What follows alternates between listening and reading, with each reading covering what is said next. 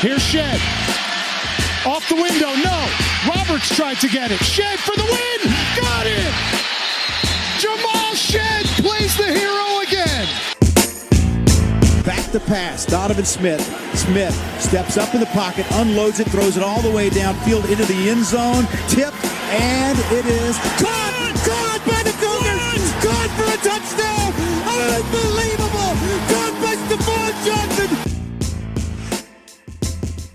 Stick it in your pipe and smoke it, baby. Yes! Welcome to the Scott Holman Podcast, back after a heartbreakingly close loss on the road to the Oklahoma Sooners, a game that really tested the adage of, would you have rather had a low-stress, not super close game that I would say if you gave the majority of U of H fandom truth serum, including I think these two hosts of this here podcast, we probably would have expected something like it.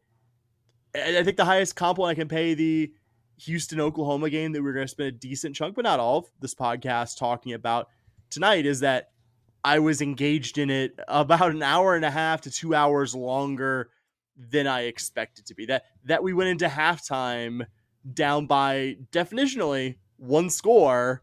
Even at that time, I was like, all right, like this has already been a more competitive game than I expected. Obviously, that kind of that breeds that closeness, the heartache of seeing how close U of H came to it, seeing how close it could have been, seeing if one or two things could go differently. Some of those very much in U of H's control, some of them, so we'll talk about, not entirely in U of H's control, to the chagrin of all of us in the aforementioned Cougardom. Bobby, you were in person there in Norman. I got to ask the most important question at the top. I had to kind of telegraph it. What percentage of the Toby Keith's courtesy of the red, white, and blue, that which for an in-stadium sing-along, before anyone's like, he's criticizing Toby Keith because Toby Keith loves America. Not it at all. If that had been Beer for My Horses, if that had been How Do You Like Me Now, I would have been singing every single word of it because I know just about every single word of both those songs. As an in-stadium sing-along thing, don't think it would have been that weird to me.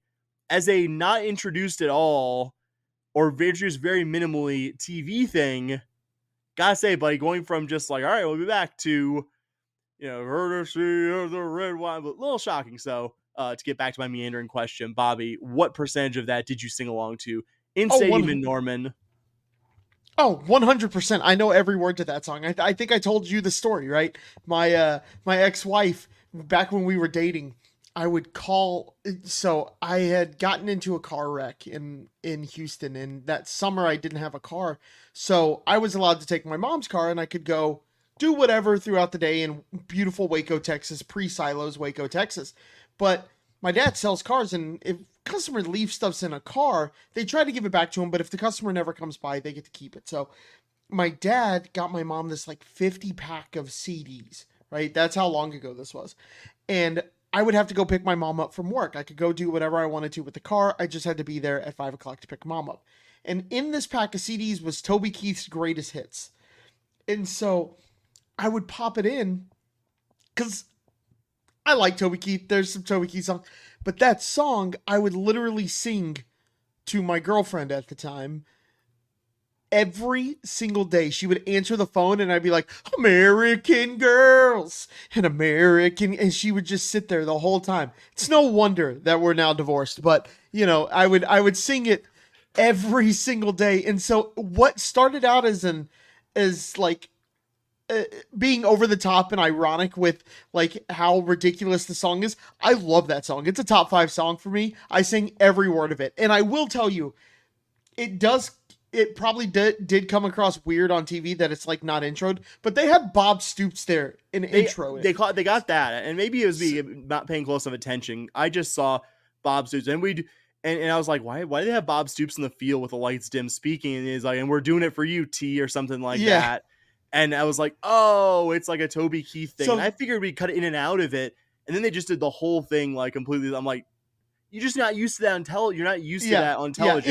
It was really weird because you're just sitting there and they just started it this year after he's passed. He passed. So you're just sitting there, right? You're just sitting there and all of a sudden with no warning, lights out in the stadium. And everyone was kind of like, what the? And I was like, oh my God, it's the fourth quarter. Like, you didn't even realize it was like the end of the quarter. It was just like play ended and then lights out. It wasn't the most high Like, energy time in the game either, you know? Yeah. It was just a weird time, but it was a really cool thing to like be a part of. And some people love it, some people hate it, but it was pretty cool. Everyone stands up. It was fun. It was fun. Yeah, believe it or not, I'd probably be more in the former of being like, yeah, kind of was cool to be there for that, as opposed to, you know, the hardened cynic that I sometimes default to. I got excited about it like you got excited for Cowboys Forever when Impossible. you realized what was happening at Oklahoma State that year. Because again, my defense, because I was so certain, because it was received so badly the first time, I was like, okay, but they're not gonna break it out, you know, again. And then I was like, oh, they are. I was just like, I had let myself like, all right. Like, we had, for like a week, you and I had listened to it every single day on a loop. And I'm not, again, we're not going to go down this tangent too far. I don't think I went all the way into myself to liking it, but I got to the point where I was just like, oh yeah, okay, I guess I'm listening to this song. Anyway. I will never forget people booing when it came on, and there's 3 idiots, and me, you, and Dustin. Yes! Again, not to get too far in this ditch, this was a, what'd you call like faux alt rock? Maybe like country. Song, alt country rock, like Oklahoma State theme song. You can find it if you Google. If you Google Cowboys Forever Oklahoma State, you will find it.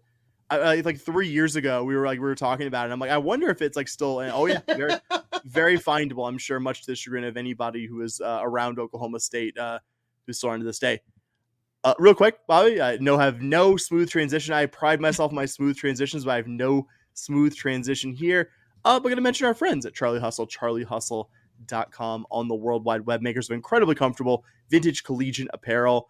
Get your t-shirts here for the football season. Believe it or not, doesn't feel like it, though. Maybe we're starting to trend in the right direction there. Cooler weather is coming our way, so great collection of hoodies and jackets there as well, including the new varsity jacket, the, of course, In Willie Fritz We Trust t-shirt. Just a fantastic Cougar collection, top to bottom. Fantastic Big 12 generally and Big 12 school collection there as well. Just add Cincinnati recently. So please, Cougar fans, check out our friends at Charlie Hustle, charliehustle.com. Use our promo code PAWD15, that's POD15, to save 15% on any order of incredibly comfortable vintage Charlie Hustle wearables, Bobby. Because I think this is going to be a meaty episode. I am going to keep it tight here at the top. I think we've done all of our necessary housekeeping and talk about this Oklahoma game, a painfully close 16-12 loss to the Sooners on the road. Again, want to reiterate kind of what I said to you before we left, that even before I knew this was going to be a competitive game, I was like, I'm excited. My good friend gets to go see this, cool atmosphere. And now we've both been to Oklahoma, and only one of us has actually seen a competitive football game. Because, buddy, not that we were super invested in being a competitive football game when Dustin and I went in 2019, the first game of the Daniel Holgerson era, but we were, I think, after about half a quarter or so from that one, made very clear that we are not going to stop Oklahoma at any point. Oklahoma is only going to maybe occasionally stop themselves. I think my joke to you and Dustin in text form after the second Oklahoma punt, some of the effect of, I think I've seen more 3 and outs in this less than a quarter than I did the entirety of the last time we played there. And at the time I was like, okay, like this already feels like it's something close to a win. And then we got the painful reality of how close this one really came after 4 quarters to being a win. Unfortunately, a 16-12 loss. Oklahoma aided by a very, very short field off of what was ruled on the field, though I don't think entirely confirmed by video. A Makai Muse called on the field, muffed punt return, gave OU 10 yards. They got their first score on that, and then ultimately got another, I think an even worse call, if possible, a safety late in the game to push it to essentially a touchdown lead over the Cougars. Ultimately, 17-12 win, got 2 field goals and a touchdown drive. I think we're going to saw more from the offensive side of the ball than we did week 1. Still saw some things we're not entirely satisfied with, but I think we're going to get to the defense first here. But going to start, as we always will this season, are 3 plays that you might have overlooked from this game. Bobby, what are your 3 from the Cougars and Sooners? Yeah, so let me grab my notes here. It's really hard to figure out the 3 plays of the game that when you are at the game. Just side note, I was like halfway through the second quarter, I was like, oh shit, I need to start taking down some notes. The first one, I kind of went back while I was sitting at the airport today. I kind of went back and just rewatched it as good as I could. The first play was the first drive of the game for the Cougs, offensive drive. You go out, you put up probably a better drive than we had seen any U of H drive the week before. Definitely. This was the best the offense has looked. First drive after the touchdown. You're putting up some really good offensive plays. Donovan Smith looks good. The O-line's looking good. The new look, get the ball out quick, things like that is really coming together, and you get a delay a game late in that drive. Right after a big third down, Donovan Smith rolls out, passes it. Manjack catches it. Big pickup. Great looking play. Good throw by Donovan Smith, escaping pressure. You probably remember that play, but the next play was a delay game. And now you're down at around the 30. Now you're at the 35. It's 1st and 15. Maybe you were at the 20 to the 25. Now it's 1st and 15. You're starting behind the chains after you had a big play.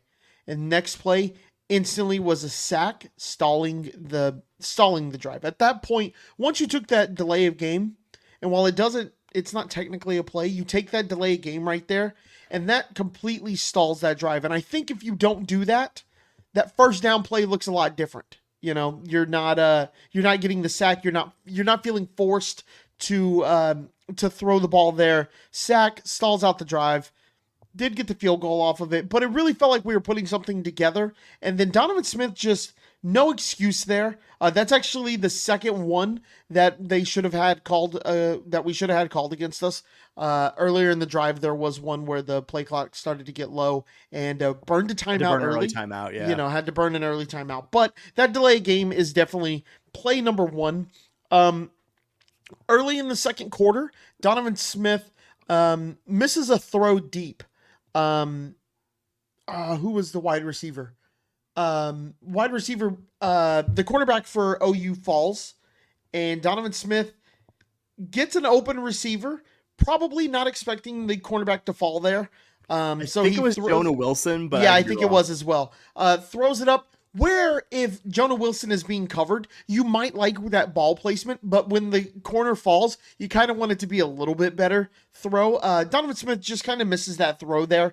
Again, I think if the receiver's covered right there, it's actually a good placement for the ball. He overthrows him a little bit, but you know, you tell your quarterback only throw it where your guy can get it, where if it's either going to be an incomplete pass or it's going to be a catch for your guy. He does that there, but it looks like a lot worse. But that could have been a big play as well. Coogs could go down, score a touchdown there because it was 7. If he makes that throw, it's 7. And then 3rd and 10, the Cougs run a draw from the OU side with about 10 minutes left to go in the third. That was just kind of a weird kind of play call. 3rd and 10, you run the draw there, it gets stuffed. Maybe 3rd and 10, third quarter, you were kind of feeling it there. I would have also liked to have seen, if you are going to run the draw there, to actually go for it on 4th down. But I think we didn't pick up enough yardage there, and we ended up having to punt that ball away, and it just kind of killed a lot of the momentum. So those were my 3 plays. Sam, what were your 3 plays? Well, I think we have 3 different ones here. My first play was a near miss. I guess it was more something an OU guy did, but technically it's off a Cougar punt, so I would say Cougs were involved in it. OU's return man Billy Bowman muffing and nearly fumbling away a Liam Doherty punt, lost 2 yards, though importantly did not lose the ball in a game that ended up having such close margins.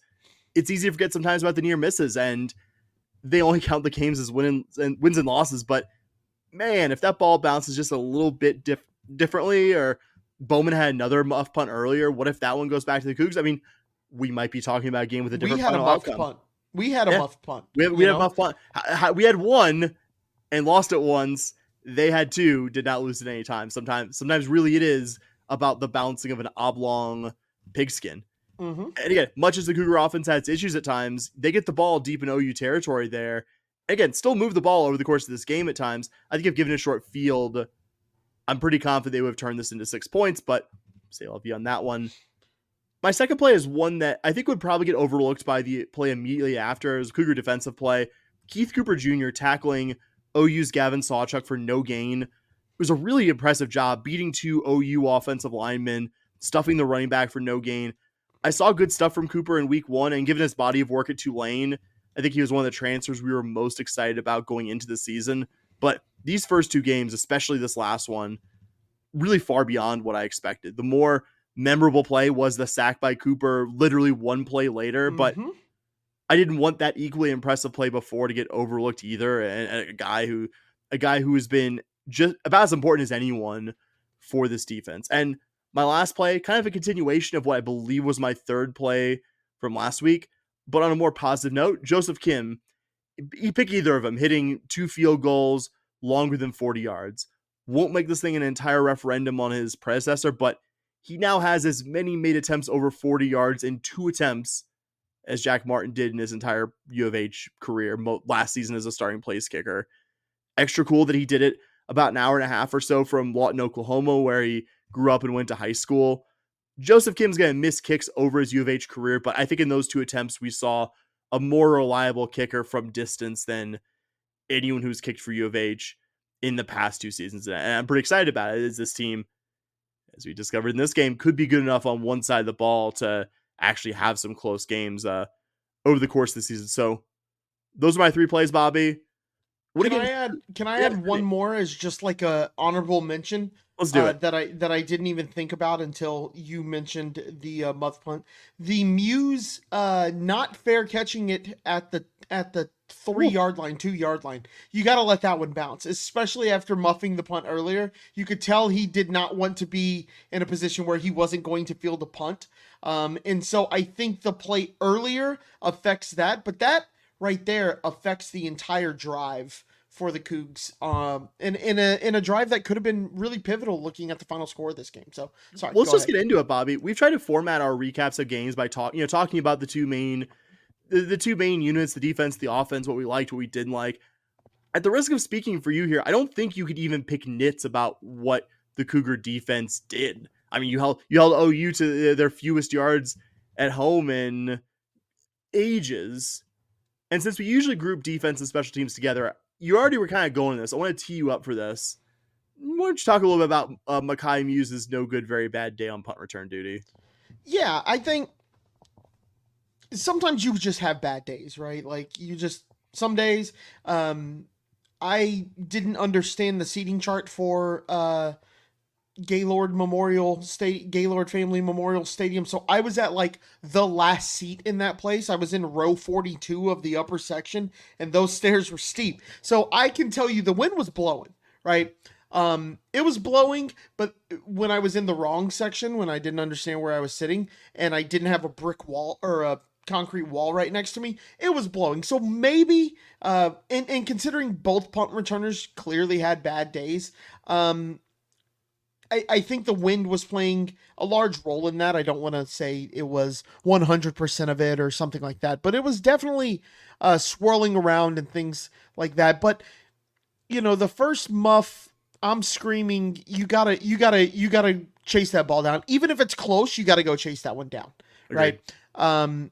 Even if you didn't touch it, don't let them make that call. It was close. And from where I was sitting touching outer space, I was like, that looked like it touched him, right? And when the refs didn't signal that it was downed or anything like that, and you had other U of H players sprinting down the field to try and recover the ball. And so it just didn't seem like he knew he didn't touch it, you'd have to assume, but you have to go after that ball once it bounces. Kick it out of bounds. I don't care what you do. Take the penalty there. And then you could just see him trying to make plays later in the game. Like, when you're at the 10-yard line, if you're standing on the 10, if you run backwards, let it bounce. Worst case scenario there, if he doesn't catch that ball and it gets down there, you're only going to lose a yard, right? Like where he caught it was the 2-3 yard line.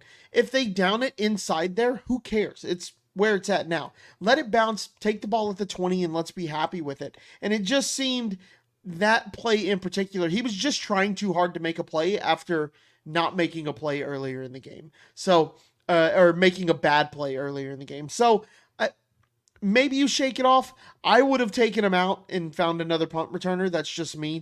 He clearly doesn't have it today. It's not working for him. He's pushing too much, and you're not going to take it away from him permanently, but sometimes in the middle of a game, you just have to go, tonight's not your night. I need someone back there who's going to field punts better. But I will also tell you, being around all the Oklahoma fans, they kept their guy in, and they were wondering the exact same thing. So it's kind of one of those things where it's like, maybe the coaches knew something we didn't when it came to their to the wind and what was going on with punts. Yeah, the only things I would add is that I think share the consensus opinion among Cougar fans that I don't believe Muse touched the ball, and not overturn that call I feel like is almost borderline silly. And really, if the video evidence that we saw wasn't proof that the original call was wrong, I think it's fair to ask the question, what level of evidence would have even been needed for an overturn? Mekhi Muse being 10 feet behind the ball, Mekhi Muse having his hands in his pockets. Like, but I agree with you. I can hold that thought in my head, and also that he should have been nowhere near the ball if he was not confident he was going to field it. He certainly should have gone back for it, even if he felt like you didn't touch it. Hey, like, if they're ruling that you did, if you were close to it, better be safe than sorry. Better to try to recover that there. And yeah, what you say? And sorry, I have a hard time believing the refs weren't screaming it's live, or something like that. Yeah, there's some indication, yeah. Yeah, there had to be some kind of indication that, no, we think you touched it. So sorry to interrupt. Go ahead, bud. And it might seem like harsh punishment for saying, oh, well, if he's near it, you deserve to have it called a certain way. But I'm sorry, if you give human officials the chance to make a 50-50 call in Norman, Oklahoma, and you're the road team, pretty good chance you're not going to like the results on it. And we'll get to the safety call a bit later when we talk about the offense, and I think some of that same logic holds there. Also, I would say, like you, I was someone who wanted to see Muse replaced after the first muff punt, and certainly after the bizarre decision to fair catch inside zone 5. That's just something you don't do. That's something you were instructed to do as a punt returner, as someone who's done many a special teams practice at levels way below Division I game in Norman, Oklahoma. I think with a few days to cool down, I get it. Maybe I wouldn't be so circumspect if he had made a third error, if he had fumbled it again, or I don't know, made some kind of notable mistake here. Maybe I wouldn't be so willing to forgive him. And I don't think you should have limitless ability to make mistakes, but I also don't think this team is so stocked with difference makers that, oh, you got to get him out of there as soon as possible. I'm willing to let this guy have a bit more latitude than one bad game before losing his job. And I think you agree with me on that. Maybe it's the fact that I saw him, but for a stupid holding penalty in week 1, nearly house a punt return. Do have a really nice return and look really nice in that game in open space. Didn't have it here, was pressing. I would agree with you. But I think let's get to the positives here. That incredible performance from the Cougar defense. There are a lot of places you can go with this question. So I'll just ask you, what did you like most about what the Cougar defense did on Saturday? There wasn't anything I didn't like, to be honest. That's why we started with the Mekhi Muse fumbling stuff, because there's not a negative defensively. It was absolutely, from the pass rush, we were getting good pressure on the quarterback, and going back and rewatching it, I saw a lot of that as well. You could tell we were kind of making them a little uncomfortable with our pass rush. And while, I expect our defense looked good against UNLV, I didn't expect it to look this good against this OU team.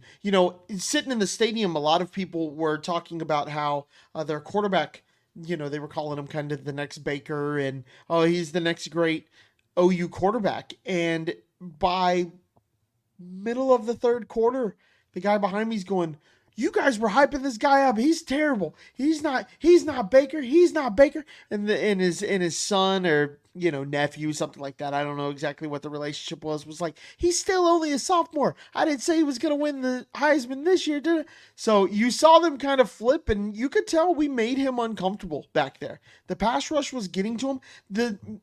They didn't rush the ball very well on us either. The D-line looked really, really good in this game. Coming to this game, the big question mark I had was that pass rush, not because you did it badly against UNLV, you just didn't really get many chances to test that. I mean, they attempted 13 passes total in that one. But against an offense that showed you, I think, a lot more of a standard look than UNLV, you said it. The Cougs made Jackson Arnold uncomfortable way more often when he dropped back and, than the times he had a good pocket and a good amount of time to throw. I mean, and certainly Brandon Mack, more than anyone on the planet, would like that 4th and 1 play late in the fourth quarter to have gone differently. We'll just say this is minor defense. It's not as simple as, us sitting on our couch and saying, oh, you could just stand 5 yards deep and not jump. Because if you just had your guys all laying off the line, I know it's risky, but if you're giving it to OU would have taken it there. Like the Cougs at least did have to show that they had guys up there, playing that potential sneak. And simply knowing that they're trying to make you jump and in a split second fighting thousands of reps of muscle memory to not rush there. Again, it's Brandon Mack's job not to do it. He shouldn't have done it there, but it's a lot harder than those of us watching might think. Doesn't mean Brandon Mack shouldn't have done better there, and not a mistake that you can make it in that spot. I just don't believe that one mistake should take away from what I think was an incredible job by Mack and the defensive front as a whole, making Jackson Arnold uncomfortable. I think the night and day difference between what we've seen these first 2 games and what we saw the previous 2 years, it's really simple stuff. The first 2 games against 2 quarterbacks who are absolutely quick enough to call their own number and create with their legs. You haven't seen this Cougar defensive front really lose contain very often at all on these 2 guys. You haven't seen a lot of opposing players getting yardage after contact. We certainly saw a continuation of the thing that stood out to me the most from the week 1 game. Defensive backs who can actually cover step for step with opposing receivers, who are actually in the picture when the opponent attempts to pass. Guys who can, when necessary, separate the opposing receiver from the ball. I know OU is missing their most veteran receiver in this one, Jaleel Farouk. That's a talented receiver regardless. And aside from a play here or there, and against an opponent like Oklahoma, a play here or there at minimum is going to happen. For the second week in a row, nearly all of what we saw in this group was really, really positive. It was most last week. This week, it's basically all. Keith Cooper, mentioned him earlier. I would say the most standout player on the defensive line, and you almost can't say enough good things about the game he had. And I mentioned him in my 3 plays earlier because I wanted to make sure we recognized him at the top. But we also, Michael Batten, what a game from him. What a game. At middle linebacker as well. I think he'd be okay with me saying this here. Our good friend and recent previous guest, Martin Marroquin, said it to me very simply. This team did not have a Michael Batten last year. Like just a true sideline to sideline linebacker. Got 2 sacks of Jackson Arnold, was ever present. I think one of the best performances by a Cougar defensive front that we've ever seen. And when I picture in my mind's eye that ideal performance from a sideline to sideline linebacker, a guy who is always in the picture, even if he's not the one making the tackle, when an opponent tries to run the ball or tries a screen, just a guy who's always seems like to be one of the first ones there. It's what Batten did against the Sooners on Saturday night. Yeah, his performance was just absolutely outstanding. You had another great game from AJ Halsey. Just somebody who we've seen kind of take a step this year. He was good last year, but I feel like we've seen a different level from him. Another thing that I've just noticed from this defense, much less pre-snap motioning, flailing arms, trying to figure out who's covering who and what it looks like. Spot originally. Yeah, guys in right spots. You've seen multiple interceptions and multiple close calls on interceptions where they're disguising things well against quarterbacks and they're in spots that they need to be to make some plays. So it's just been very impressive how much different this defense looks just this year, not just from a physicality standpoint, but just in the players being where they need to be. Saw a ton of Hershey McLaurin on Saturday night as well, even on plays where McLaurin didn't get credit for the tackle. You saw the number 14 jersey with Halsey near the play a number of different times. The signs of a good defense are so evident when you see them. Opposing players being brought down by one of the first couple guys to reach them. Opposing receivers not having several yards of cushion open. The opposing quarterback not regularly having lots of time to throw. That was what drove us nuts, especially last year. It seemed like the opposing quarterbacks we faced more often than not had a lot of time to throw. And then when they let go of the ball and they pan to the receiver, you're just like, how are there 3 or 4 defenders? How did we drop 6 to 7 guys and their best receivers still got wide open like that often that game. You're not seeing that anymore. And there's some good opposing offenses on the future schedule. You're certainly not out of the woods. This isn't like some of the AAC years where it's like, oh, we really front loaded the best offenses we're going to play this year. Still plenty of good offenses to come. And U of H will probably have weeks where everything doesn't look near perfect like it was last Saturday. It's still hard not to look at 2 full games worth of data points now against 2 offenses that should at least be among the better ones that the Cougs faced in 2024 and not see the makings of UH's best defense in years. I think how the next 10 games, hopefully 11, go determine whether this is the best defense since 2021, which I feel like it's close to a lock at this point. Hopefully not a high bar to clear against the last 2 years, or to go even further, the 2 years that Tom Herman was here. I think still, regardless, not overreacting to a 2-game sample size to say that this is an improved defense. A lot of time to go, a lot of time for that to change, but I don't think in the next 10 games, and been struck down before, been predicted things wrong too. I don't think the next 10 games this is going to turn into one of the worst 30 defenses. Maybe these are 2 especially good performances, but I feel like this is at least going to be middle of the FBS and most metrics defense when it's all said and done this year. It could be a lot better. I feel like I still feel like that's the basement for this year. And that is saying something, given other than AJ Halsey and Jamal Morris, who had a nice game at Will linebacker. Jamal Morris, AJ Halsey, one of your rotation defensive linemen, AJ Holmes. That's basically it. LaTron McCutcheon was on the roster last year, but didn't play because he was a transfer. Brandon Mack was on the roster last year, but got hurt. Like, really very few guys who were actually on this defense. Like, this is almost entirely new guys, the new defensive coordinator. And then we've gotten the last 2 games that I don't think we can overstate like how incredible his first 2 games have been from that unit, even in 2 losses.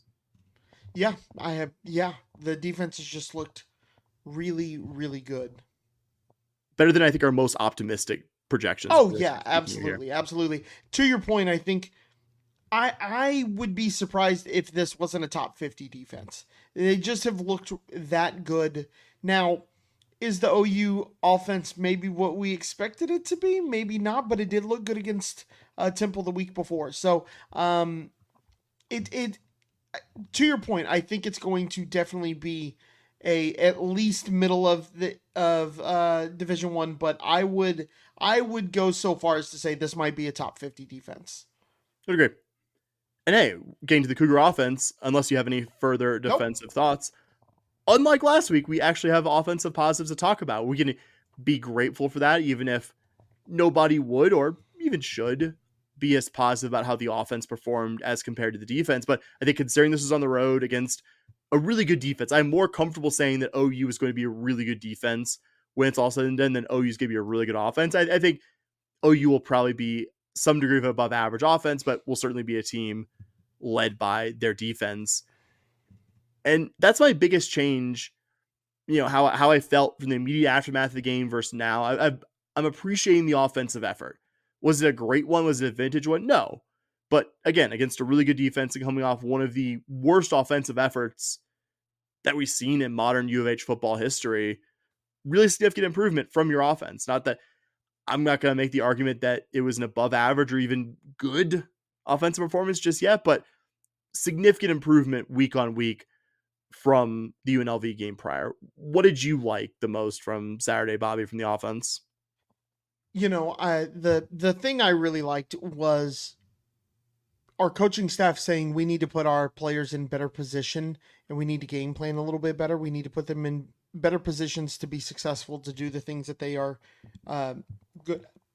That is going to put them in a position to succeed. And we actually saw that from the staff.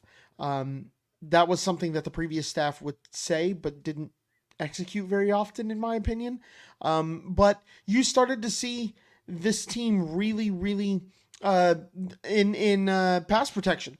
It got a little bit better, right? Donovan had some time to throw the ball deep on a couple of occasions, but really they changed the offense from week 1 to week 2 to where the ball was coming out quick. The ball was leaving Donovan Smith's hands very, very quickly. And that's huge when you don't exactly trust your offensive line. So that was something that I was really impressed with from the offense, is just as a whole, the way it was kind of game planned, and your coaching staff solved the problem with the offensive line. And the way you counter that is by getting the ball out of, you give Donovan Smith quick reads so he can get the ball out quick. You give him some some quick hitch routes and route trees. You give him some screens behind the line of scrimmage to get the ball out quick, kind of get some of that confidence up. But those were successful early on. And then the O-line play in terms of run blocking got a lot better this week. Maybe the yards don't show it, and there were lots of times when it was stopped for 1-2 yards, and maybe you don't necessarily agree with that, or with some of the play calls with how much we ran it, even though I believe that we should have run it about as much as we did to establish the run, especially based off the week before not doing that. But we broke off some good runs as well. So the offensive line looked better, but I think it was more on the game planning by our coaching staff to really make sure that the ball got out quick, and we used a lot of misdirection. One of my favorite things that I saw was taking your slot receiver and putting him in motion to the outside rather than trying to run to the inside. You see that a lot with like the Miami Dolphins and some of those offenses in the NFL, where they're not using that traditional motion towards the quarterback to try and get something like that. It's moving him in a way that you don't expect that throws off the corners and the safeties and the defensive back. So just seeing some new wrinkles in the offense is what really excited me, and to see the adjustment from one week to the other. A previous coaching staff they had a quote philosophy and they just stuck with it even when it didn't work, and you saw an evolution just in 1 week from what we have seen this week. So what about you? What did you see that you liked? I think for me, like you, the most positive thing is that Kevin Barbay and the offensive staff clearly adjusted from what they were trying to do in week one. Not all of it worked, not all of it was 100% to my liking, but I wanted to see some attempt to tailor the offense to what Donovan Smith and the offensive line can feasibly do. And I think without question that happened on Saturday night. Lost the game, and ultimately nothing matters more than that. But acknowledging that, nothing that the Cougs had the better performing offense by any metric on the road against the number 15 team in the country. I mean, if you would ask me before the game in the most general sense, what did I want to see from this offense? It's what you mentioned. It would have been give Donovan Smith confidence throws early, get him into some kind of rhythm, which we definitely saw. I mean, with all respect, Smith completing over 85% of his passes wasn't because he turned into Tom Brady between the first 2 weeks of the season, but the offensive brain trust in Smith, should get credit for what ended up being, I would say, a pretty effective pass game.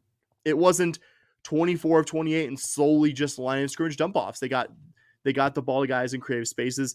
You had the Smith to Manjack 44-yard touchdown pass, kind of skewing his overall stat line, but it was a better throw than I gave him credit for in real time. And such that this offense did anything well, it was in the pass game. I think Stephon Johnson and Joseph Manjack both showed they could be assets in a functional passing game. I thought the offense did a really good job getting Rashawn Sanford involved out of the backfield, especially with running lanes.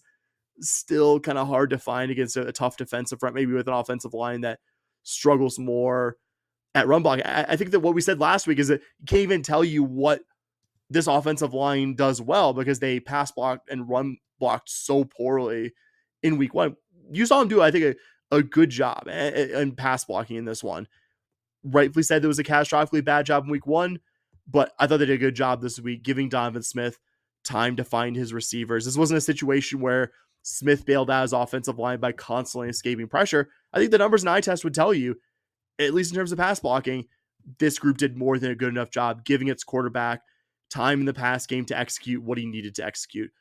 Again, like that the plan also very generally from the first moments of this game was to kind of play keep away, milk the clock. I think in a perfect world, you have an offense that's capable of running that 2-minute drill, scoring when time is tight, but also capable of slow, sustained drives where you bleed the clock and possess the ball for extended periods of time. Even when inevitably some offensive possessions don't produce points, you've still done positive things like give your defense a breather and flip the field such that your opponent is going to have to move the ball at least 55 yards themselves to get into field goal range.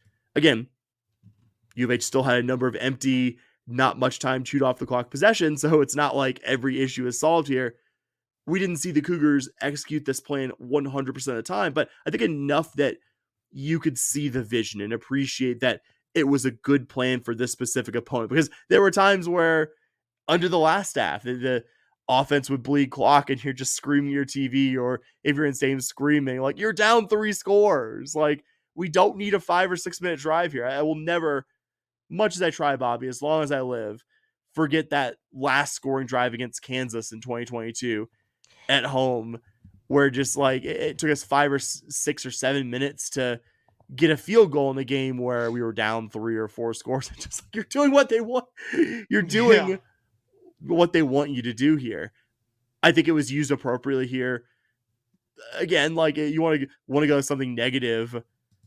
I think the offense was a bit conservative at times. I think I'm also not totally convinced that Donovan has improved his decision making a lot. I mean, improve week on week, but you know what I mean? I'm still totally not in the same place where I was a week ago, where I'm just like, I know the inputs around him were bad. And I don't think his decision making was all bad at Saturday at all. Like, made some very good decisions, but I'm not convinced it's entirely there. What didn't you like from the offense in week 2?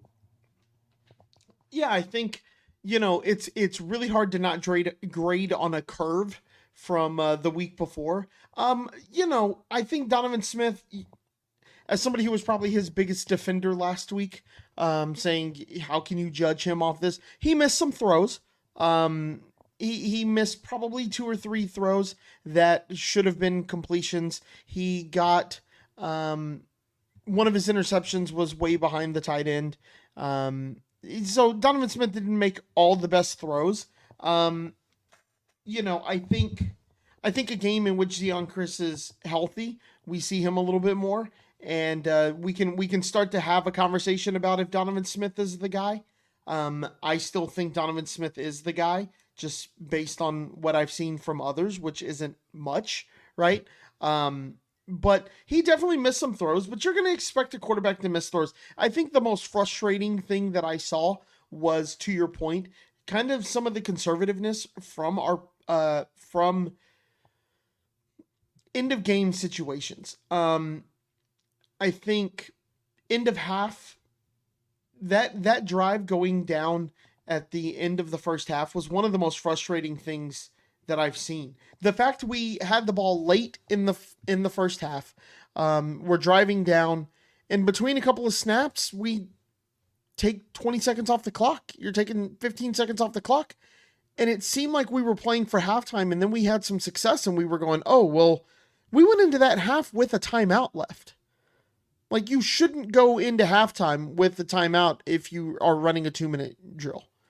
Like, I don't know. So that was kind of mind-boggling to me. The safety, that play call, I know on the post-game show, because I am still a patron. I still pay $5 a month for our wonderful content. I never did cancel it, and you know what? It's fine. But I listened to your post-game show, and you were like, maybe you want Donovan to hold the ball there, something. Don't run an option on the 2. I was gonna say, you got like 60 something yards to even be in field goal. No, 70 probably yards to be in field goal range. Like, what are you running that for? Like, there? why are you running the option there? Oh yeah. And my big complaint to you all game, and you mentioned it on the post game show. Did Donovan Smith keep the ball one time on an option play? I went back and watched up until about midway through the third quarter. It's not an option play if you just hand it off every single time. You have to keep the defense honest. Even if the read is to hand it off, which I went back and watched a couple of them, the read looks like, based on my experience playing NCAA college football 25, right? Donovan doesn't have the little R over the guy who you're supposed to read, but I have an idea, right? There were a couple of times where he made the right read. Like, he made the right read most of the time, but maybe hold on to the ball. If it's going to be stuffed for 1 anyways, like, hold the ball and at least keep them honest. At least keep the defense honest that you can keep it. There were multiple times, and it's very easy to go back and, while the play's happening, look at it and go, oh, look, if he would have kept it, he would have broke around the corner. No one was with him and he could have picked up 25. And it's like, yeah, but the guy who was going to be with him crashed down to make the play. So but at the same time, you have to at least hand it off sometime, or you have to keep it a couple of times to keep them honest. And then even if you're not going to do that and you start seeing them cheat, what you need to do is then you need to hold it and you need to take off with it. So that was one of the more frustrating things that I saw in this game offensively is Donovan Smith looking. There was a play with Donovan Smith where if he maybe lowered his shoulder a little bit, he picks up an extra 2 or 3, but he just ran perpendicular to the sideline, out of bounds, picked up the first down still. But yeah, just Donovan Smith, I want to see him pull that ball back a little bit. The offensive line wasn't perfect. It was better, right? But the offensive line probably went from a F to a C-, D+. Still not an amazing performance. But those were some of the negatives that I saw. My biggest frustration, I think I started texting you this midway through the first quarter, is Donovan, I need you to keep it at least once. I need you to keep it. I need you to keep it. I need you to keep it. Not every time, right? Because he's not Cam Newton with the ball, but you got to keep him honest with it a little bit. So I think that was a little bit of a source of frustration for me. I've heard a lot of Coug fans complaining about the play calling. I don't really understand it. The complaint there, we needed to establish the run more. It wasn't working a ton, right? But you have to, once again, keep them honest. I think if Donovan holds a couple of those read options, maybe we break out for a little bit more, and those running stats look a little bit different. But late in the game, you could really see the Cougs started to get some holes opened up, and we're busting off some runs. So much so that, I looked up at the scoreboard at one point, and it was average yards per rush was below, it was 1.2 for the Cougs at one point. And then about midway through the fourth quarter, I kind of looked up, and we were up at 3-4 yards rush, and it's oh, okay, that seems pretty good, So, yeah, I don't really understand the gripe with the play call. Sure, it's easy to say, oh, they should just call the play that picks up 75 every time and they'll just score. Why don't they call the play that scores a touchdown, right? That's a very easy thing to say, but yeah, I haven't really gotten that gripe. What about you? What disappointed you from the offense? Real quickly to what you said, I feel like the Venn diagram of people who are from week one, how they went away from the run too quickly against UNLV, and the people who are just why they run so much. I feel like those are almost two overlapping circles. I'm not saying this OC is the greatest football mind that ever lived and that he will for sure come good and work out. We don't know. We don't know about most new hires. Don't think you can make that judgment call through 2 games. I mean, didn't fully co-sign everything you said about, I think Donovan Smith could have pulled it more often. The interception, to my eyes, looked like both a not good decision and a not good throw. It doesn't take away from the good throws and the good decisions that he made, but in a game as close as this one, I don't know. I wish I had more faith in a 50-year senior starting quarterback who's played a lot of football in his career to make the right decisions in some of those key spots more than I do Smith right now. Yeah, more glaring than the INT. I feel like that's what shows in the box score, but the decision-making on a number of RPOs, that's what you don't see. And maybe a couple different times, maybe you pull it there and catch an OU guy off balance and get a nice gain. Donovan's not the most explosive runner. I actually feel like going from Clayton Tune to Donovan Smith, even though I think he's a very good short yardage runner, I think Clayton Tune is actually a more explosive runner. And I'm not standing in Donovan Smith's shoes and having to read the Oklahoma defense in real time. Exactly. But yeah, it did feel like sometimes he was dead set on handing the ball off. Get to that, the safety that I want to talk about that for a second. I kind of feel the same way about that now with a few days to reflect as I do the call in the muff fumble. I think it was even more glaring incorrect call. Oh, terrible call. But like the Muse attempt to field the ball, you can't make a questionable decision like that to call that play there, on your own 5 in that spot, and be in a position where you're just hoping on the road that officials will make the correct call. I wish the sports officiate perfectly every time, but that's not the reality we live in. And he's certainly a good enough runner, to what I said earlier, that he could be pulling the ball more often. I think it may behoove the offensive staff at some point, maybe not this week, but at some point, to look at whether this is a part of the offense that Donovan can execute. I'm not saying we're there yet, but that time might come where it's just like, hey, like we think he could have that skill set. We think it should work, but we now have several games of data and it doesn't. I understand and support philosophically that the offense wasn't going to go away from the run like you. Didn't love some of the third down calls, though. Didn't love them. And when you're running the ball as ineffectively as the Cougs were for most of Saturday's game, even though it did trend positively late, still running it great, but running on third and medium, running on third and longish, almost can kind of feel like giving up or playing into the hands of what your opposing defense wants to do and feeling overly conservative. And some of it I understand because you wanted to play keep away. And also I understand why you want to say, this is what we're doing offensively. Like believe me, people would be complaining if we try to throw it 60 times. Oh, why are you throwing 60 times a game with Donovan Smith? He's not a throw it 60 times a game kind of quarterback. And fans love to say stuff like, they should open the playbook. And I'm trying to think of a way that doesn't sound too insulting to all parties, just to say that I don't know if this offense, Smith or the line, is the necessary personnel in the key areas to open up the playbook and have people not be happy, or people not be happy with that result. I mean, if your takeaway is that the U of H offense was too conservative in some key moments on Saturday, I'll buy that. And I think the decision not to go for on 4th and 4 at OU's 43-yard line, down at the time 14-12, that's why I think you can question. I know the defense was playing quite well, and on the basis of that, you can kind of justify like pinning him deep, because genuinely your defense is not seeing your opponent do anything good against you, and OU's offense was cold as you could be. I'm not just saying it with the knowledge of how the game finished, but I think on the road in a game when you're some amount of 4-touchdown underdog, I think you almost have to go for it there, even if it's unsuccessful. I don't want to speak for you, but I don't think I'd be coming back here and criticizing the decision. I think you have to take some chances to win on the road as a big of underdog as the Cougs were in a low possession game. Certainly, you might never have the ball again in that dangerous spot in OU territory, and unfortunately, you didn't here. So I know it sounds like Monday morning quarterbacking, or someone criticizing the decision with the benefit of hindsight, but I think that's one I would do differently.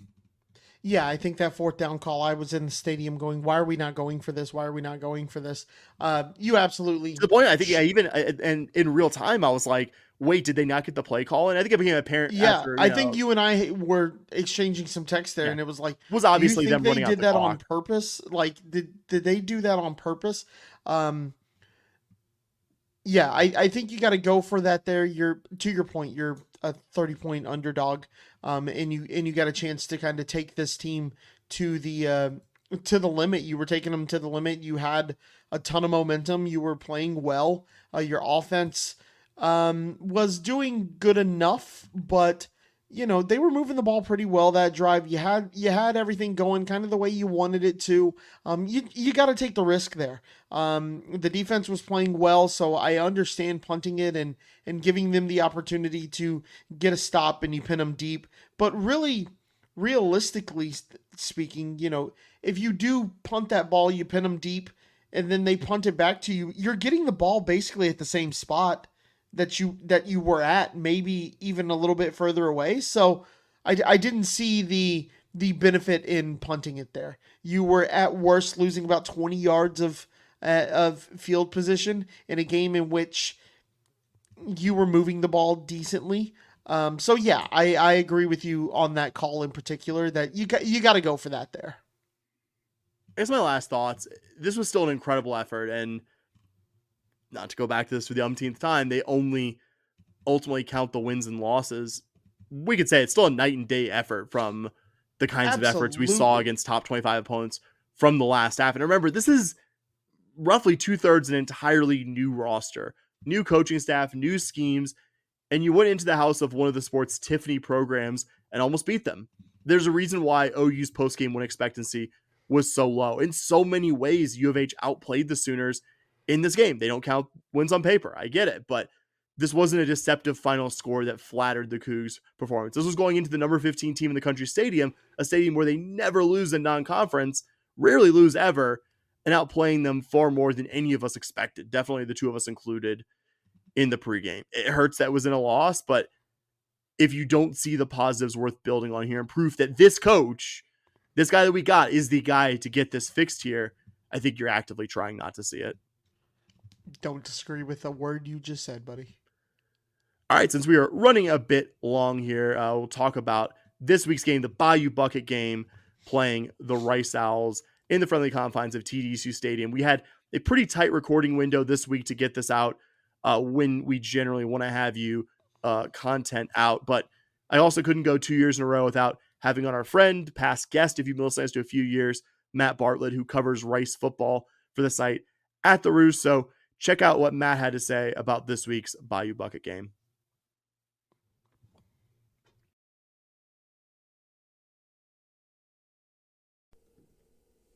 Hey guys, this is Matthew from the Roost Podcast, here to check in about the Coogs and the Owls coming up this weekend.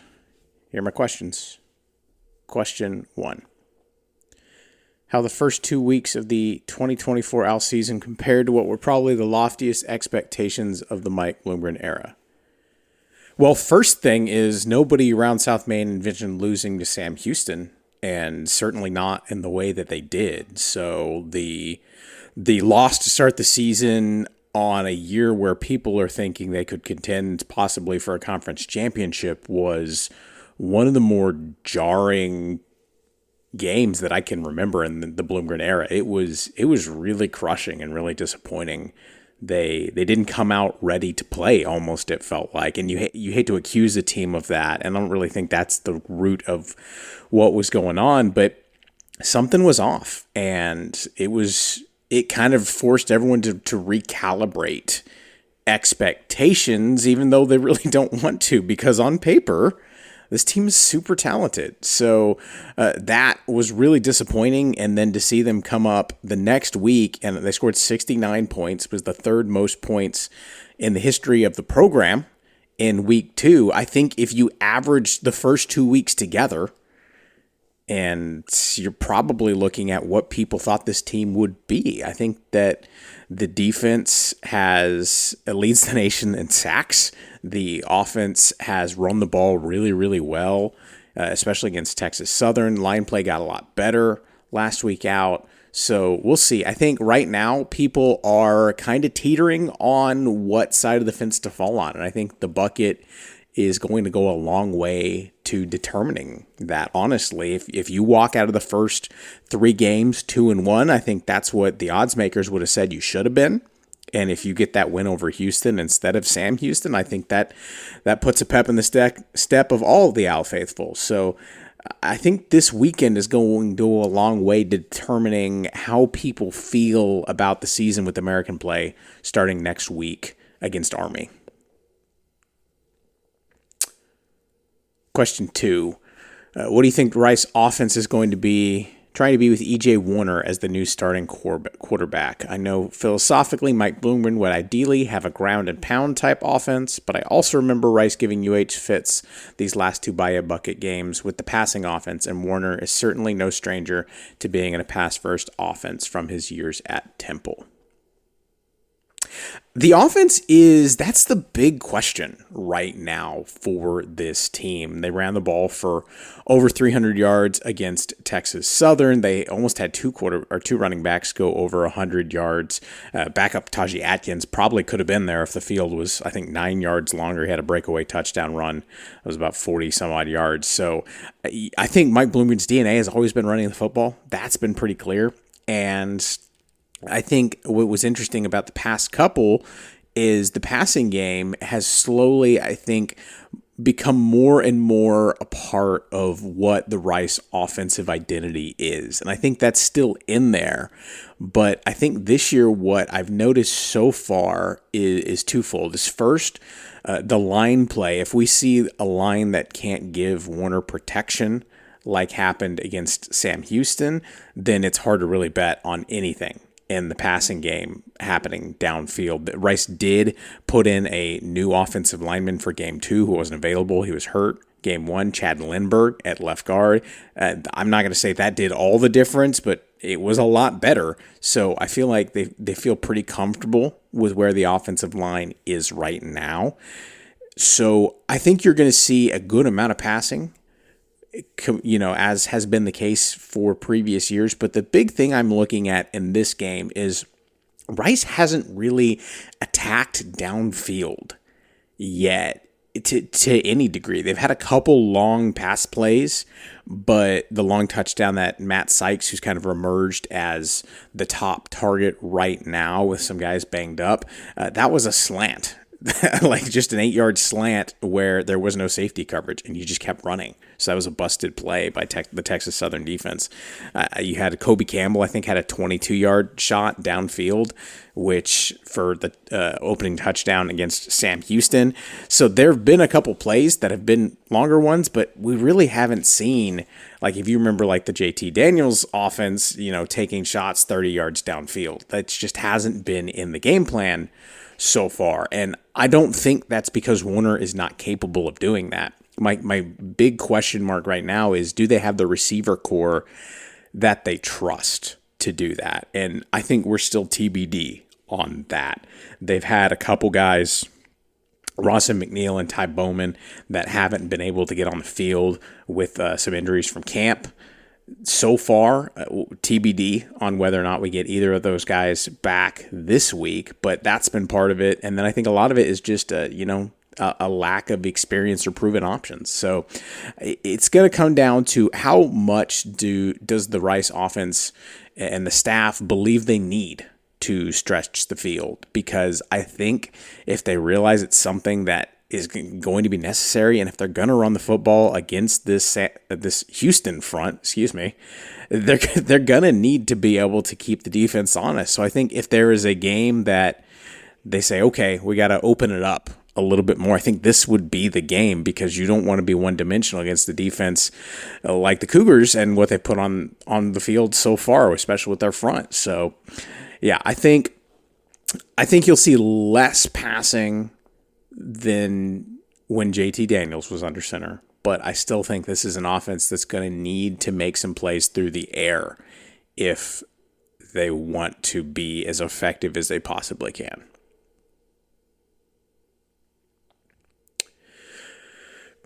Question 3. For the first time since 2011, Rice is coming into the Bayou Bucket game as the holder of the trophy. What differences, if any? Well, I think, honestly, I walked through the Brian Patterson Center for where Rice holds their team meetings last week, and the Bayou Bucket trophy was just sitting right there, and it just kind of dawned on me that,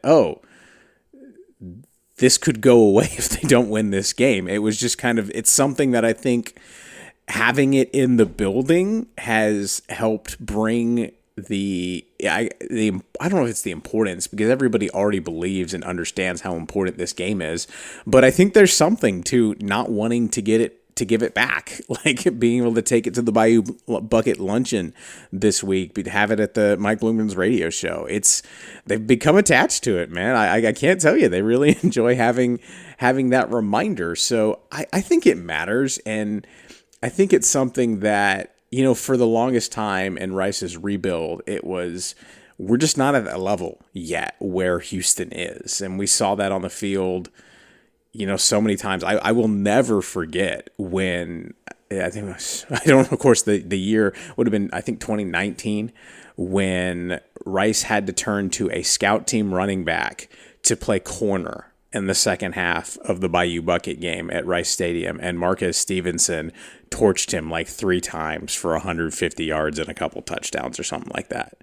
That was just kind of a reminder that these two teams aren't on the same playing field. And last year, I think, was the year before, when it came down to that final play, was the first inkling Rice had where, like, we can hang with these guys, and last year they won. So I think you have those 2 years back to back where this has felt like a pretty even fight, and this year where I think the line opened at 5.5, it's down to 4 at the time of this recording. This is, I think, probably the closest spread for this game in a long time. So I think it matters that Rice has the trophy, and I think that they have enough, evidence so far the past couple years that this is a game that I don't think that you could say maybe that they should win, because Houston will still be favored, but this is a game that they can expect to win, and it's not a rational expectation. And yeah, they would really like to not give that trophy back. Question 4, if you could give me one player on offense and defense who I'm likely overlooking that you think will play a big role in Saturday's game. Okay, looking at the box scores from the previous games, you can probably rule out, the top guys. Matt Sykes has been the leading receiver. Dean Connors and Tajee Atkins have been a good 1-2 punch in the backfield. If I'm digging a little bit deeper, a guy I'd go with is tight end Graham Walker. So the half-brother of Patrick Mahomes, he came in as a wide receiver this offseason from the Ivy League and kind of just snuck into the tight end room and stayed there.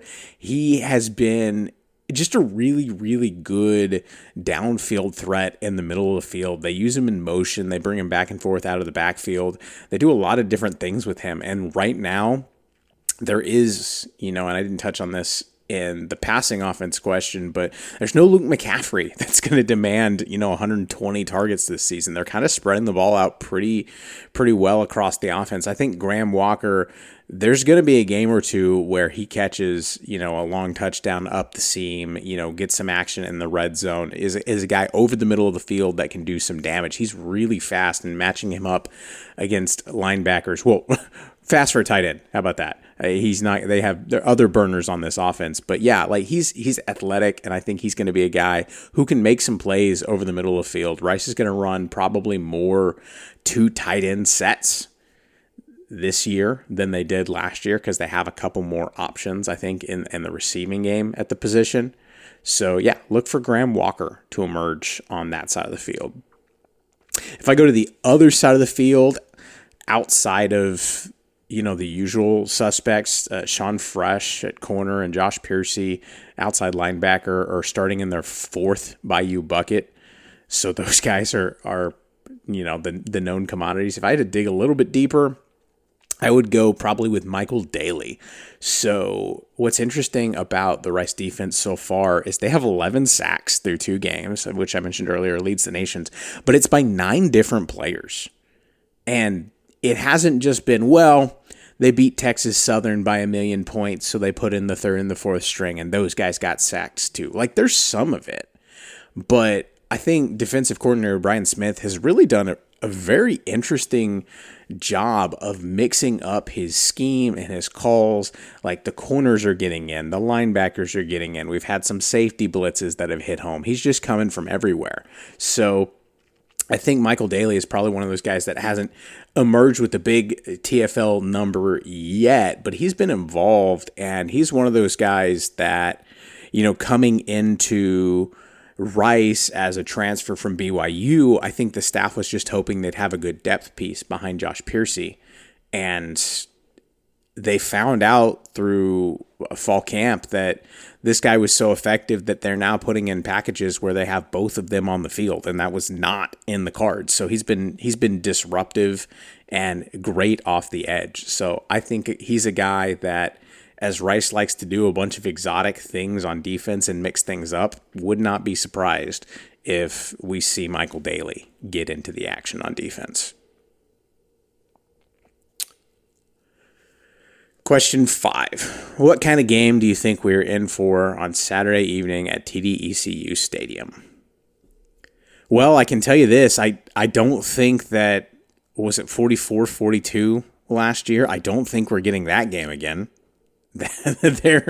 What do we think? The first to 20 wins this game? Like, maybe if we get there. I think these are 2 defenses that have largely held their own.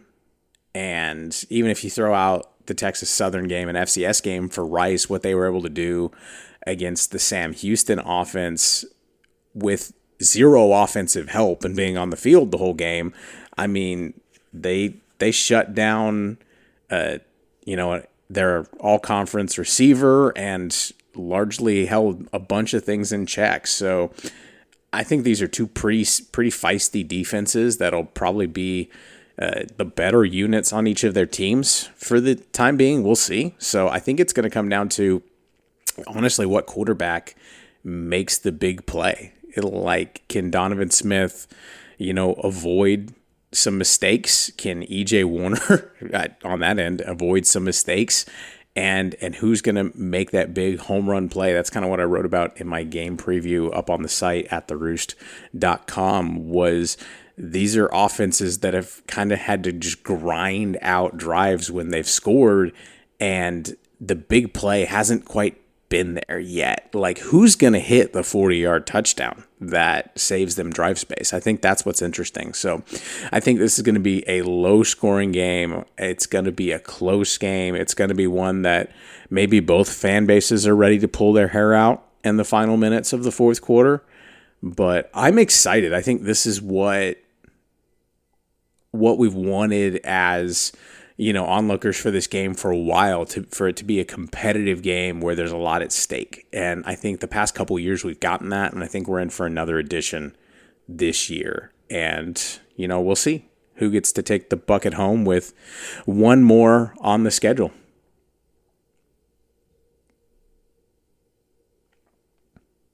And I'll just say as a quick aside, thanks for having me on. Always love getting to chat with y'all and do this. And the Bayou Bucket as a rivalry series needs to come back. So I don't know who is in charge anymore over at Houston and making that game happen. I guess there's a new AD in town, but this is a game that we talked about, the regional rivalries of college football. It's just so fun, man. Like, it's one that needs to be on the schedule. We need to figure out how to make it happen every year. And if not every year, then routinely, because it's a game that I know that Rice fans look forward to, and I know Cougars look forward to. And man, especially if you can get to a point where this is a competitive game where it's back and forth, that's what this sport is about. So I don't know if you're going to use this, but this is my official petition. Bring back the Bayou Bucket. That's all I got. Rice fight. So big thanks to Matt for the one-man interview here. Going to start out with the Rice offense here. Always tricky to assess what a team is through two games. When you preview a week one game, it's like, okay, we're going entirely on preseason stuff.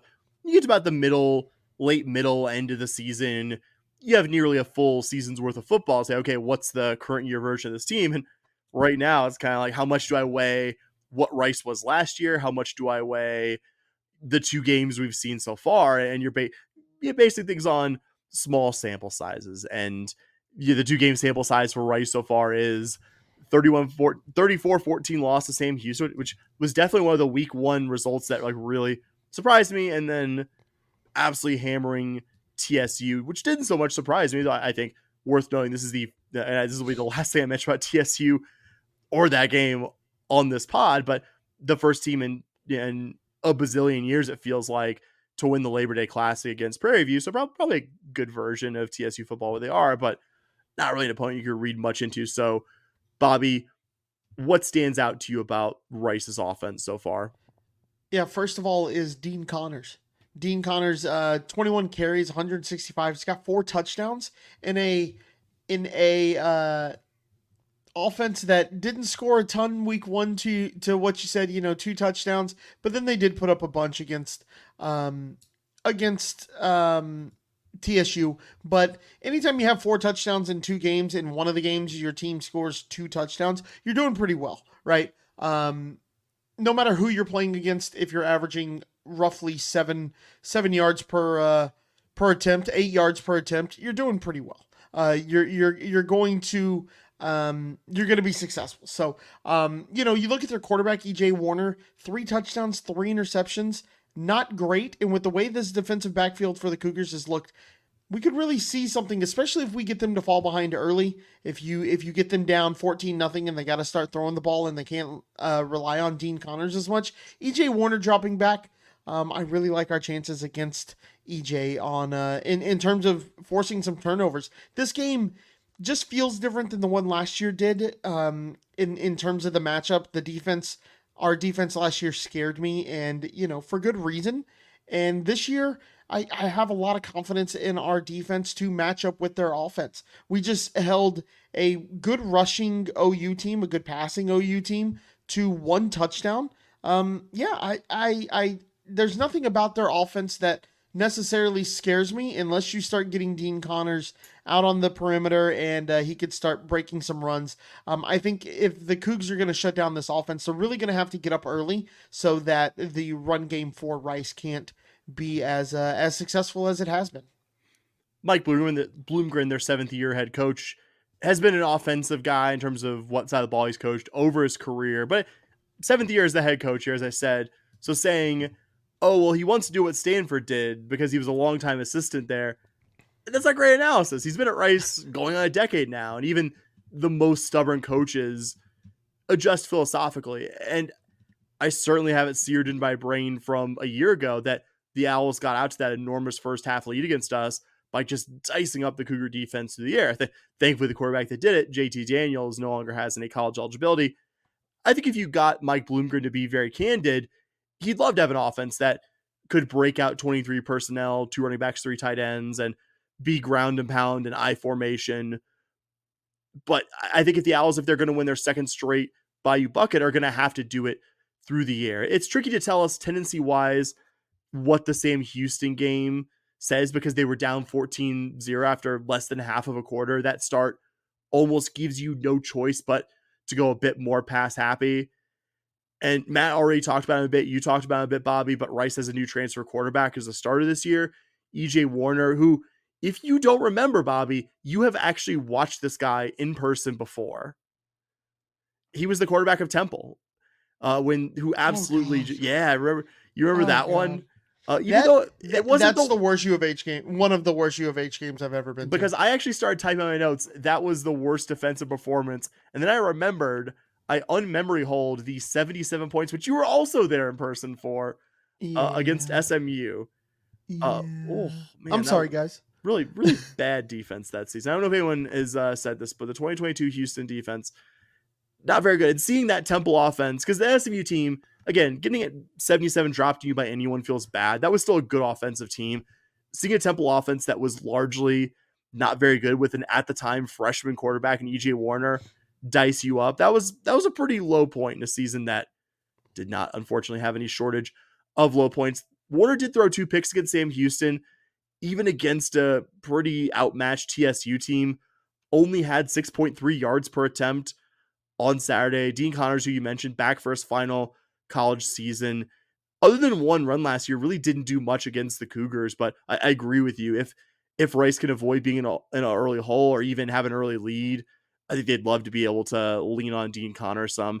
A pretty new look receiver group. Matt Sykes, a big UCLA transfer who missed most of last season, hurt. Seems to be their top target as much as you can figure that out through 2 games. I think we'll also see plenty of Braylon Walker and their starting tight end, Bowden Green, in the past game as well. Notably, a guy who really gave the Cougar defense fits. I'm happy to tell you, Bobby, Luke McCaffrey, who had over 200 yards receiving in the last 2 Bayou Bucket games, is now playing for the Washington Commanders. Thank God. Yeah, the highest compliment I could pay the younger Mr. McCaffrey, because his dad and older brother are pretty famous football players in their own right, is that I am thrilled. Yeah. Running back for the Panthers and Niners of some note. Again, highest compliment I can pay him is that I am thrilled he won't be lining up for our opponents this weekend. I think the Owls will actually be an interesting test for this newly improved Cougar defense, because you did really well through the first 2 weeks, but Rice also now has 2 weeks of film that your previous opponents did not. I think conservatively, these last 2 opponents are the level of offense that'll at least finish 2024 in the top 30 or top 35 of most metrics. No chance of overconfidence, I think, in the lead into those games versus, we'll just say, an opponent whose one data point against FBS competition this year was scoring 14 against Sam, which I think, like the Cougars' week 1 performance, this isn't paying Rice too much a compliment to say, I don't know if that 14 is representative of what they'll be this year. And I think this opponent is at a high point confidence-wise, and we saw last year, despite our previous head coach's assurances that they'd had their best practice of the season, that a UH team that looked overconfident and then spend the first 2 quarters of that game just getting hit in the mouth, mainly by the Rice passing attack. I think it goes out saying that the current staff is a better one for getting this team running on a week in, week out basis, but you cannot come out flat defensively after what had to have been an emotional high playing in Norman. Yeah, you got to come out and be ready for a punch in the mouth. Just want to touch on something that I saw today. The Bayou Bucket luncheon. I think I sent you this tweet where the Rice coach had prepared statement, and he's got everything written up and whatnot. And Coach Fritz didn't, and he said, "Yeah, looks like one of us had practice today, or is coming from a practice, something along those lines." So I think one thing that I've said for since this hire happened is Willie Fritz cares about ball. All that guy does is ball. So I don't know if we're going to see an overly confident U of H team come out and get punched in the mouth. That doesn't feel like something that we're ever going to see from a Willie Fritz led team. None of his teams at Tulane ever really did it or anything like that. So you don't think if U of H beats Rice this year that he's going to be posing by his pool with the bucket? Next question. He's gonna be if we win this game, that man will be asleep within an hour of getting home, and then up at 5:45 the next morning watching to plan out his day and then watch film for like the next 12 hours. Yep. I think the most interesting matchup for this one, the one that I feel like I know the least about, is going to be the Cougar offense versus the Rice defense. What stands out to you about the Rice defense, Bobby? One thing I did see is that they did have 7 sacks against Sam Houston, and I don't think our O-line is necessarily on the level of Sam Houston. I would like to think that it is better, even though I haven't been overly impressed with it. 7 sacks, quite a bit. That's you don't love that, you know. So that's a little concerning for me here. But with how the offensive line looked and the way this our OC and head coach schemed around a leaky offensive line, I'm not overly concerned with it. But again, you always you don't want to go in too confident, but their defense is really hard to read right now. They didn't have their best performance against Sam, and, you know, they play TSU, who they still gave up a touchdown to. So it's really, really difficult to kind of judge where this Rice team is in terms of their defense. Yeah, that seven sacks. It's one of those stats you double check. It's just like, okay, they lost by a good amount to Sam, and then they were down by a bunch early, and then you read the box score and like, they had 7 sacks, huh? Like like how they get from point A to point B on that one. A couple of grad transfers to them, Charlie Lewis from Dartmouth and Michael Larby from Duke, each had a sack and a half against the Cats with a K. I think facing an opponent who's shown any ability to rush the passer and get guys in the opponent's backfield gives me a little heartburn. Even if, like you, I agree that the Cougs probably have a better unit up front, even for their flaws, than Sam Houston. And I like that we saw last week an ability by the U of H offensive brain trust to scheme around this offense's deficiencies, and that you're coming off facing an incredibly talented defensive front like the one OU has. It's no insult to Rice to say that Rice does not have the same level of defensive front that your last opponent did, but I'm also not ready to fully buy into the Cougs offensive line keeping an opponent consistently on the backfield, especially one that's shown at least some ability to rush the passer, until I see it. And this is such an important game for the Cougar offense with Big 12 play starting literally next week, because I don't think the Rice defense is that much worse than the UNLV one that gave you the blues for nearly the entirety of week 1, other than I think UNLV being a bit more athletic in the defensive backfield with guys like Jalen Catalan and Tony Grimes. You had that bad game week 1, much improved week 2, though one where you still weren't great in one key phase of your offense, still didn't run the ball that well, still only had 12 points to show for it. What happens this week? I think it'll be really telling. I'm not saying this is the most likely outcome, but for me to even feel decent about this team winning a couple of games in Big 12 play, which was kind of our preseason modest goal, you got to do something in this game. Not saying this needs to be a repeat of the 2011 game, the offensive fireworks of that one, or UH Rice games of the air raid era of Cougar football. Just give the home crowd some offensive highlights. And I think more importantly, give the guys on this offense some much needed confidence that you can move the ball, and that week 1 wasn't representative of what this offense can actually do. And man, I don't have a lot of lofty expectations for 2024 Houston Cougar football, but would love to come back here and not talk with you about the first loss to the Rice Owls on the U of H campus since 2001, Bobby. That's my true hope here. You and me both, brother. You and me both. I think I like I said, this defense is really hard to read. This Rice defense, they could be good, but I would like to think that this UNLV defense is probably a little bit better, and this OU defense is pretty good as well. So I'm fingers crossed for what we're looking at right now. All right, Bobby, before we leave this game, real quick here, checking in on our weekly one-on-one pick 'em with not real money. This is not an endorsement of any gambling. Down with the pickness.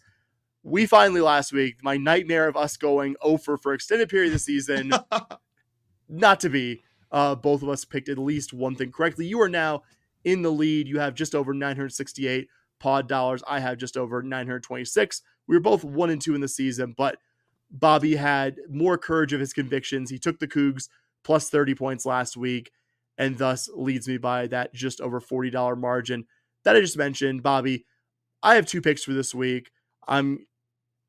Don't ask me why, and admittedly with less money than I had before, I'm sticking with it. I'm going to ride the over train until I'm out of imaginary pod bucks. It seems like I am putting $30 on this game's total going over 44.5 points.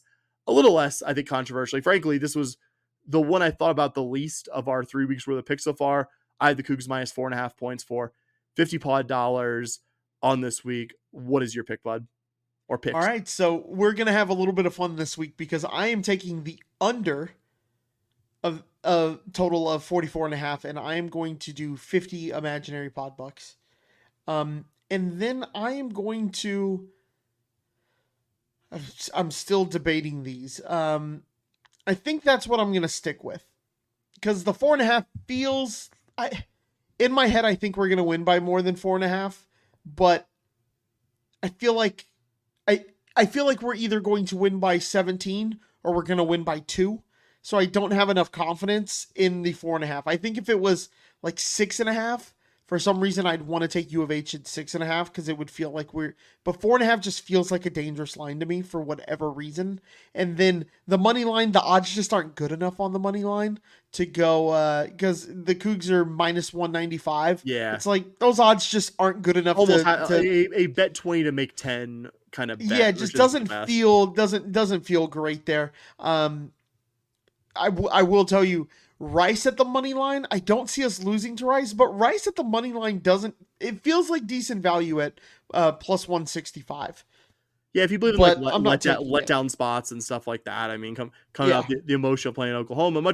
We'll say though, like not a ton of returning guys from this roster, but those that will, I'm sure will let the new guys know, like, hey, like this we don't lose this game again. We don't lose this game. It was in a season full of really bad vibes moments. I don't think I felt closer to rock bottom than I did after I watched the final play in that second OT. I don't disagree with you. Before what ended up being a fantastic concert in Los Angeles, California.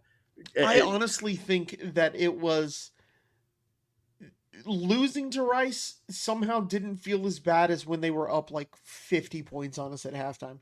Like that was the rock bottom for me, was halftime of that game where you're just like, we're going to lose to Rice.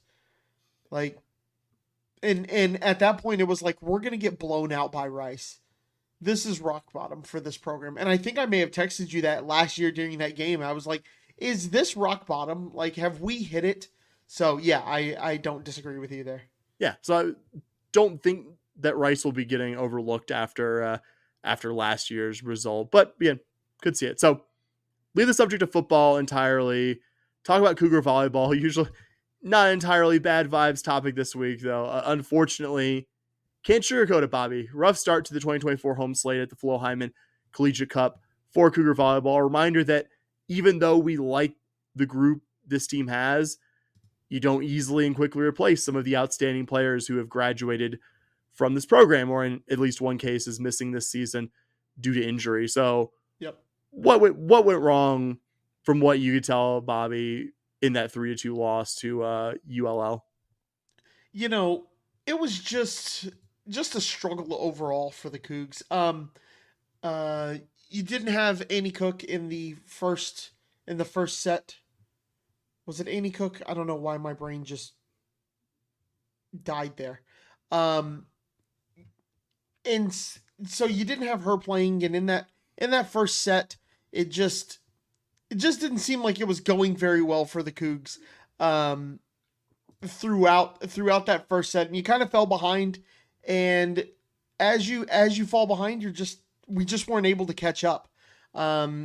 it was very much a moment where it looked like the Cougs would just go, you know what, we're the better team here. You win sets 2 and 3, and then set 4 you just kind of play them close, but they get a couple of bounces their way, a couple of good rallies, and then fifth set, you could tell the Cougs just were kind of deflated by that fifth set. I think if Amy Cook plays set 1, maybe this looks different. Cougs lose the first set by 2. I think if she plays set 1, and because it looked like the Cougs wanted to kind of sit her out with an injury, just kind of, but you could definitely tell after that first set, because she was in full uniform, you could kind of tell she was like, okay, Coach Rare, go ahead and let me play. So set 2 and 3 looked much better, but Louisiana, ooh la la, just kind of snuck by on the skin of their teeth, and that happens sometimes.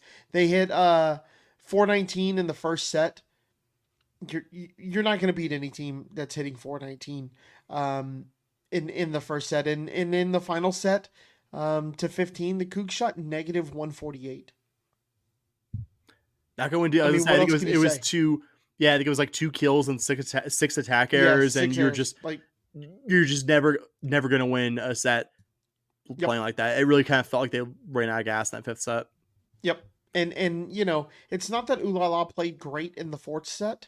The Cougs actually had a higher hit percentage, had more kills, had the same amount of errors, but attacking errors. But it just, like I said, a couple of those bounces just didn't quite go the Cougs' way in that fourth set, and then lost all the gas in the fifth set. Yeah, extra painful to lose 2 sets by the absolute minimum margin. You're going to the fifth and feel like, okay, like this is where you step on their necks, and quite the opposite happened. Like that was. Ooh la la, absolutely having the momentum and running away with it. Like it was pretty clear after I think 6 or 7 points total played that one team was going to win this match. And unfortunately, it wasn't the Cougs. I think the most simple surface level analysis I can give to this, and it's almost sport agnostic. If you make more offensive mistakes than your opponent, it will almost unfailingly come back to bite you. Yep. And knew that coming in for whatever faults the Cajuns had that led them to having a 1-2 record coming into Thursday night. We name checked her in the preview. Mio Yamamoto, the defending Sun Belt Libero of the year. The Cajuns, so good. The Cajuns had 86 team digs to the Cougars 81. I wanted to give credit to another Cajun player, freshman setter Megan Hawkins from New Braunfels. She had double-double, 24 assists and 15 digs. Got to be the best game of her young career so far. Cajuns as a team also had more total blocks than the Cougs. That total digs and total blocks, those numbers, they're not a guarantee of anything. The Cajuns certainly didn't have the edge in those stats by massive margins, but in what ended up being a pretty tight margins match in a lot of areas, you win and lose on those.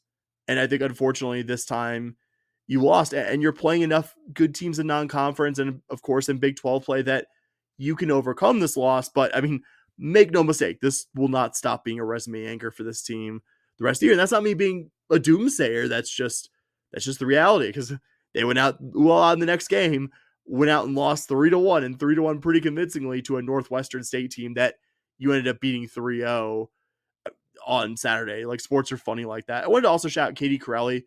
Fantastic offensive effort, but I think in losing those final 2 sets, you saw that the Cougs didn't really have an answer once Corelli cooled down from hitting just a ludicrously high percentage and didn't really have anyone else who would answer the call in this match. Angela Grieve, I think, had an uncharacteristically poor game by her high standards, and there wasn't anyone else who could pick the Cougs up there. I mean, this is kind of life as an ascendant good program.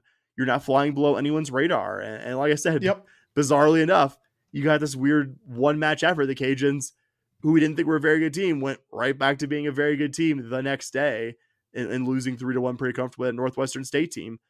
We'll give the Cougars credit for a good bounce-back win on Saturday, beat Northwestern State 3-0.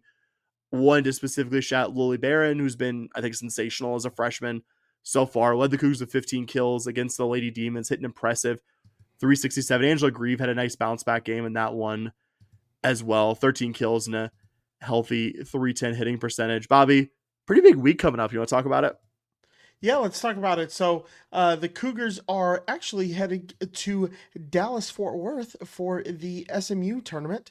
But before that, they will be traveling to Texas, number 6 Texas, on tomorrow, September 11th.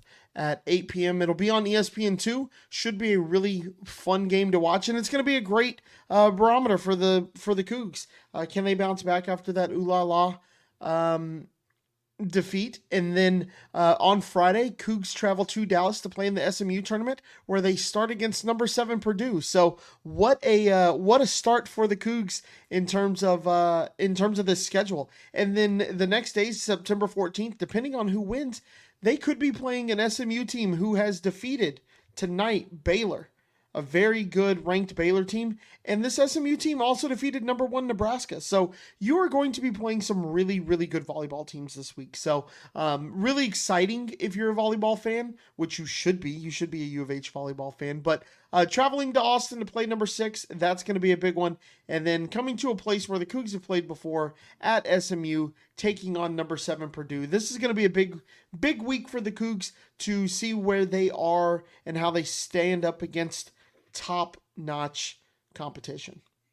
Yeah, no biggie. Again, decent chance the game will have been played by the time you're hearing this, but I think it's cool the Cougs get a chance to play the current number 6 team in the country. No biggie, the 2-time defending national champions, a team that is returning a lot from those 23 champs, including but not limited to Jenna Wennes, Madison Skinner, their starting libero, Emma Halter. And this U of H program has some experience playing in Austin, but I think other than Annie Cook and Kate Georgias, it'll be largely a different group than the one that traveled west 2 years ago and gave at that time the national number 1 an unexpected scare. Like you said, big test this weekend in Purdue. And even if you lose that one, the consolation of Kentucky or SMU, either of those will be a tough opponent. And I think we'll tell you a lot. I mean, Purdue, I don't think has played the brutal opening schedule that the Longhorns had.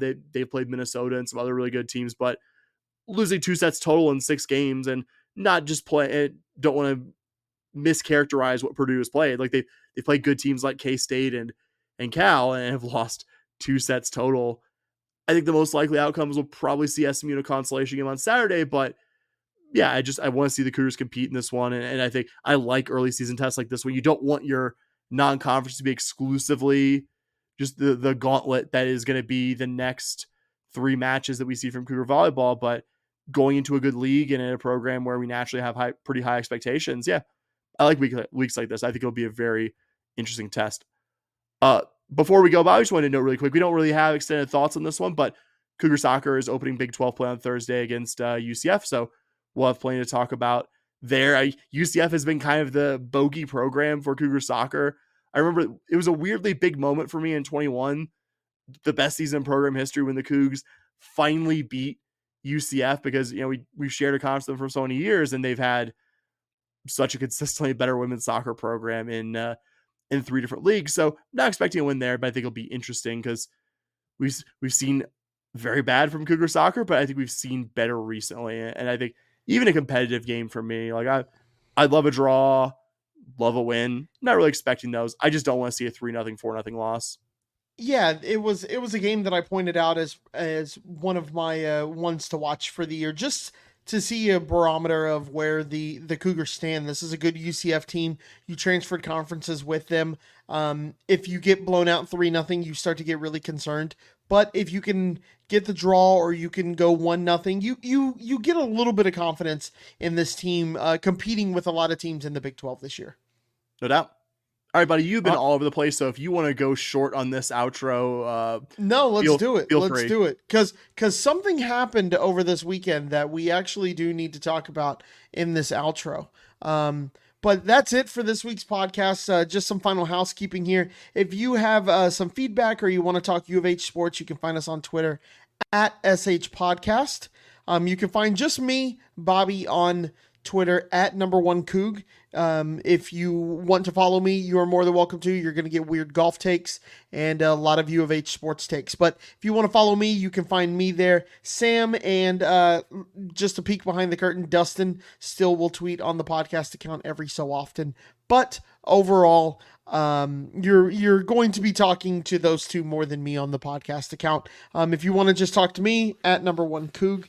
If you just want to talk to Dustin, you can go to podcast at bsky.social. Funny thing happened. Dustin actually did an entire B-Sky thread give it up for him about all of our top basketball recruits that we are pursuing right now. It's actually really in depth. I highly recommend you go check it out. Great bit by Dustin to be so dedicated to making bsky.social podcast at bsky.social a place to go for U of H athletics. But it actually was a really good thread. He tweeted it and then I went and checked it out and I was like, actually, there's a lot of good information in here. So highly recommend you go check that out. But if you do want to go there, go check it out. You can pretty much talk to Dustin because I know I never go there. Sam, I don't think if you asked either one of us the passwords that we would even be able to get close on what the password is there. If you hate social media and you want to reach out to us in an old-fashioned way, you can go email shpodcast@gmail.com. If you are interested in sponsoring this wonderful podcast, you can also go to shpodcast@gmail.com. If you heard all of that, yeah, very competitive rates. We are cheap dates. If you've heard all of this and you're like, you know what, I really like what those guys do. One, thank you so much for that compliment. But two, you can also support us financially at Patreon. You can find the link in the description below. As low as $5 a month. We do not cap however much you want to pay us for doing this. We appreciate all donations, though. It's a labor of love for us. Literally, I walked in at 8:45 tonight off a plane, and about 10 minutes later, we were recording the podcast. So it's a labor of love for us. We love doing it. We love providing you all of this content, but it is something that we do, and it does become a little bit of a job for us. But again, we do love it. And after that, if you're still here, you rule. And as always, Sam, Go Coogs. Get some sleep, Bobby. All right. Go Coogs! Let's go!